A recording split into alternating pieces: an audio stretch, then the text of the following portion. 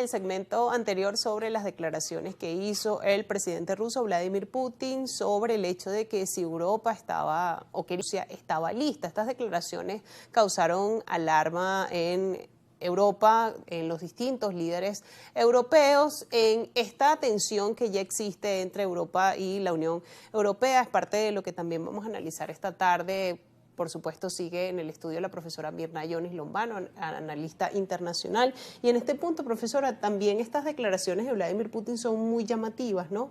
Y esto, de alguna manera, crea más tensión en este momento donde se está intentando llegar a un acuerdo de paz, pero donde Rusia parece no mover ni un milímetro sus condiciones y lo que aspira para finalmente llegar a este acuerdo de paz, sobre todo el asunto territorial, ¿no?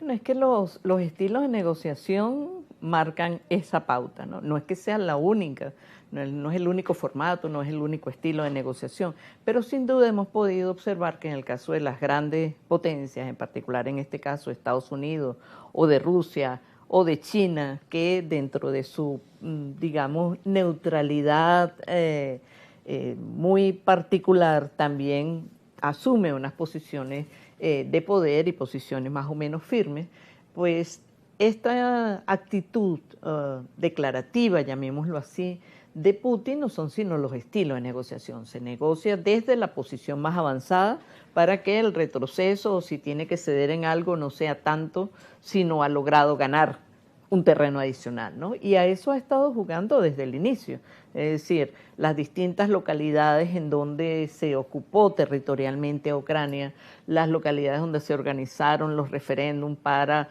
adherirse a Rusia, y cada elemento de avance en el terreno ha sido conducido a eso. Quizás el último año hemos podido observar que más que enfrentamientos físicos propiamente dicho, más que desplazamiento de tropas y ejércitos por parte de Rusia dentro del territorio ucraniano, han sido más moderados, lo que no significa que no, porque también la variable tecnológica ha tomado una relevancia bien significativa en este terreno, y no solo por lo que hace Rusia, sino que también lo que hace Ucrania, porque recordemos que esto es un conflicto en dos partes, y que si bien Ucrania del inicio ha sido un agresor y ha tomado más territorio de los que había reconocido que eran territorios ucranianos, pues sin duda Ucrania tampoco se ha quedado tranquilito, ni es un niño de pecho que está solamente llorando porque le quitaron un territorio, sino que tiene también una posición de fuerza estratégica.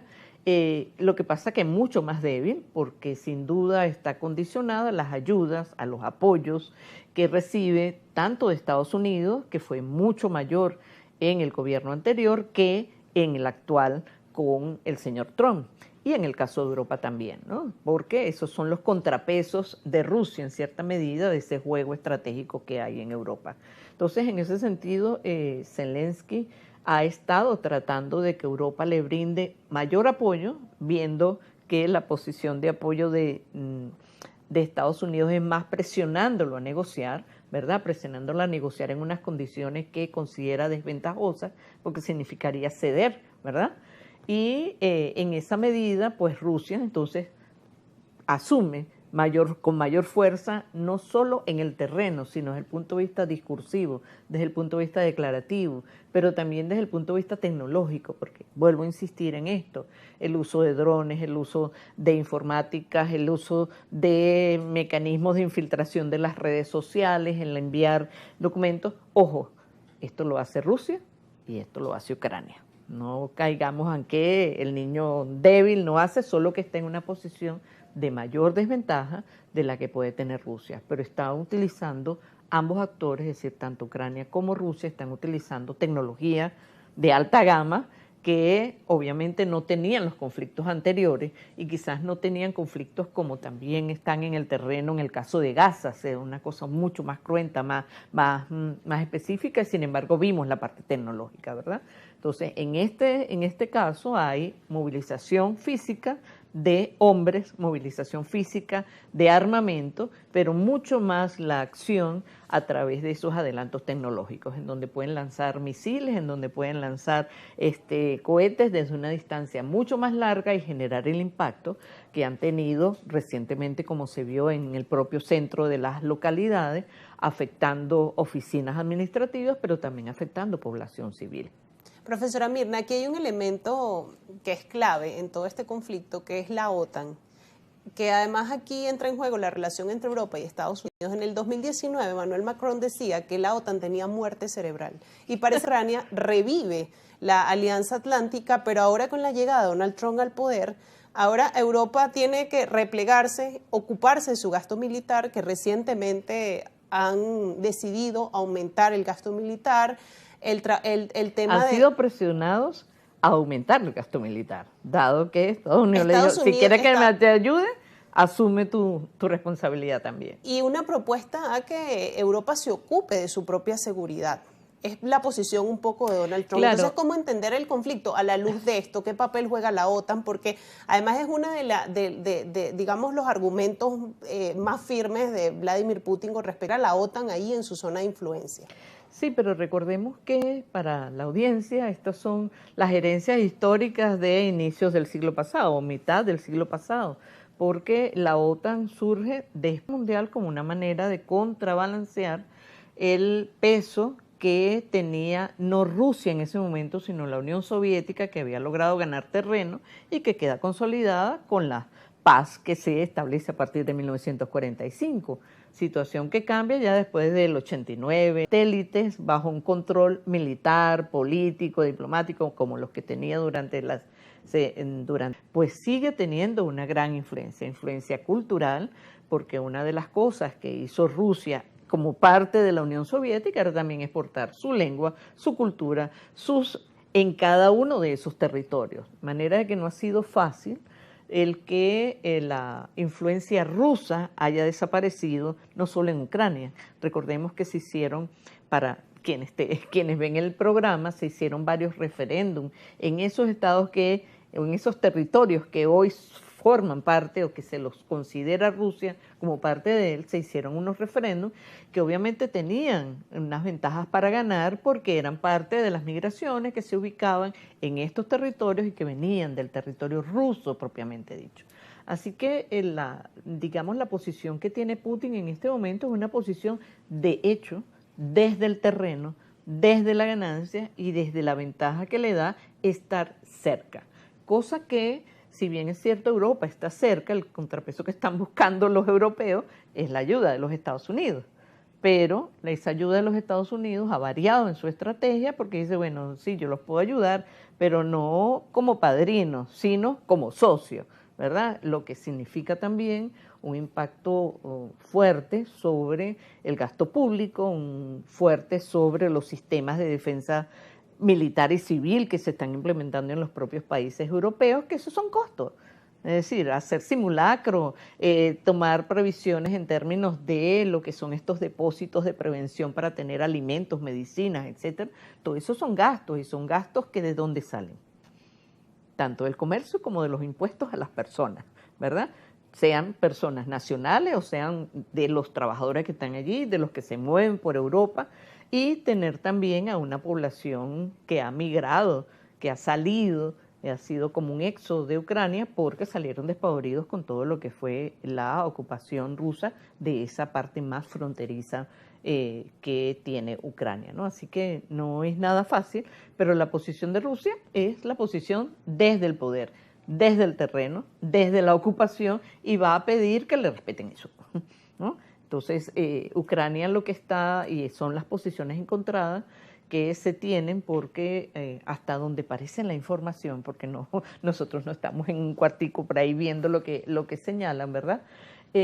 Lo que le está pidiendo Trump a Zelensky es que acepte esas condiciones, es decir, acepte las posiciones de poder, que puede pedir un reconocimiento, que puede pedir un retiro, pero no el retiro total a las fronteras que considera Ucrania que son sus fronteras, ¿bien? Y allí están las posiciones encontradas. O sea, es así, pero cuando llegas a la mesa, pues están encontrados. Tanto es así que podemos observar que no hay unas negociaciones entre las partes directas, llamémoslo así, entre Ucrania y Rusia, sino que hay como una figura un poco extraña, geométrica, no sé cómo llamarla, ¿verdad?, en donde tenemos a Estados Unidos y Rusia, por una parte, que negocian de distinta manera, vía satelital, vía Alaska, vía algunas otras cosas, y por otro lado vemos a un Zelensky que salta entre países europeos, entre territorios de Estados Unidos, vuelve a su territorio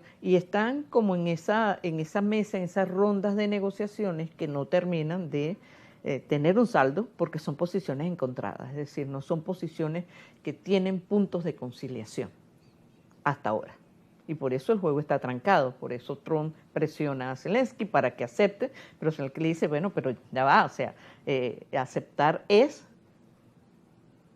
perder, o aceptar las actuales condiciones es capitular, y una cosa es negociar y otra cosa es capitular.